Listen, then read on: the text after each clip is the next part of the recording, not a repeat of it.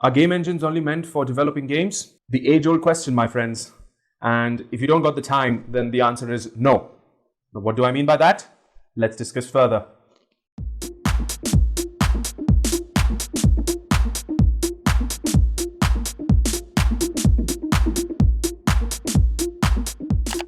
Game engines were developed for the sole purpose of engineering games. Get it? But just like the evolution of humans, the game engines themselves have undergone some sort of evolution. Although they were originally meant for helping to make the development process of games a little bit easier, these days they make the development of many things a little bit easier. And as is common practice among my fellow engineering students, a nod to my previous GameTalks episode, check it out if you haven't. Let's go through some examples. For the purpose of this video, I'm going to be taking into account Unity and Unreal. Why? Because they are much more popular than all their competition, and totally not the reason that most of my favorite games have been created by them.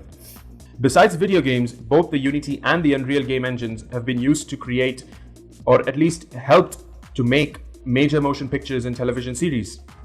In the common tongue, that's movies and TV shows.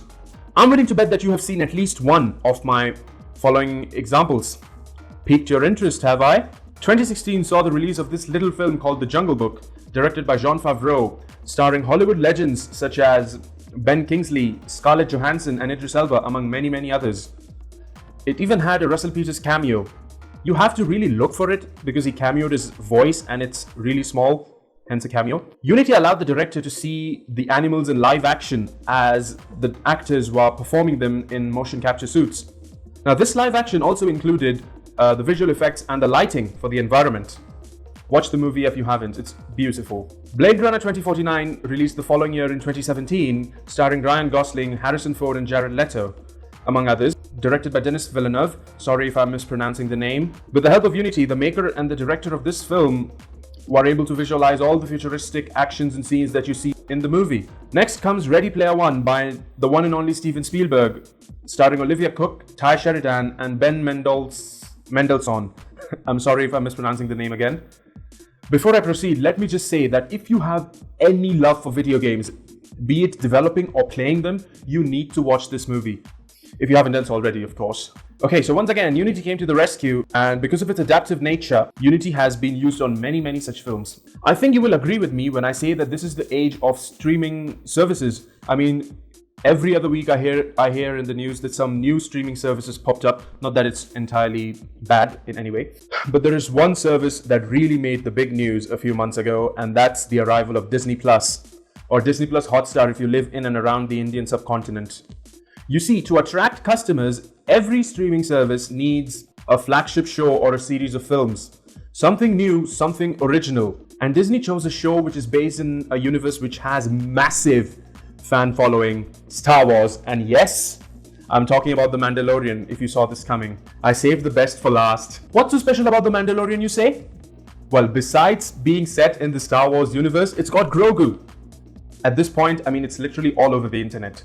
Well, anyways, the reason why The Mandalorian made this particular video is because the special filming precedent that was followed during the production. To really understand this, you need to understand how films are traditionally shot and recorded. So what generally happens is most of the scenes have green or blue screens depending on what type of scene is to be shot surrounding the actors, and the actors have to imagine what's going on around them.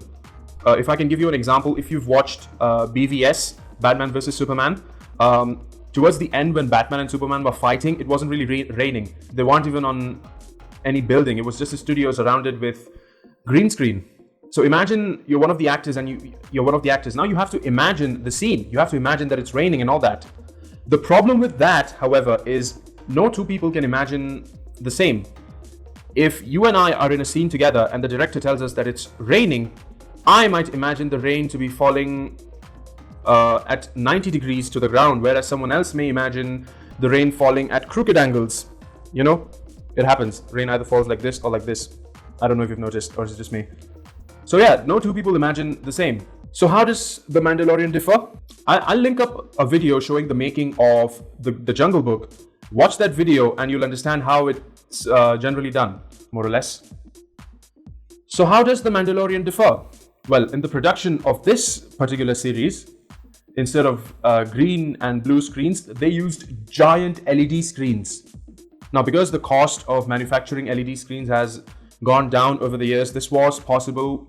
It can be considered a factor behind the possibility of such different kind of shooting, right? But apart from that, okay, just imagine the set was surrounded by giant LED screens, and all the visuals and the scenes were projected on the LED screens, so the actors could actually see and visualize what was going on without having to imagine it, right? So I don't know if you've seen The Mandalorian, but there are a couple of scenes in the desert. So the desert was made and projected on the LED screen. Now, here's the interesting part though. All the visuals and the VFX was developed in Unreal Engine. I've got another video, and this one's by Mr. Sunday Movies right here on YouTube, which I'll link up, and it shows how this was done. And if you want a more detailed look into the filming and behind the scenes of The Mandalorian, then there's this documentary show called Disney Gallery / Star Wars The Mandalorian.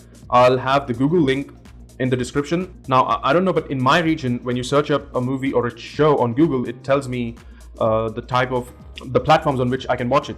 So I'll share that link, check that show out, watch it if you're interested.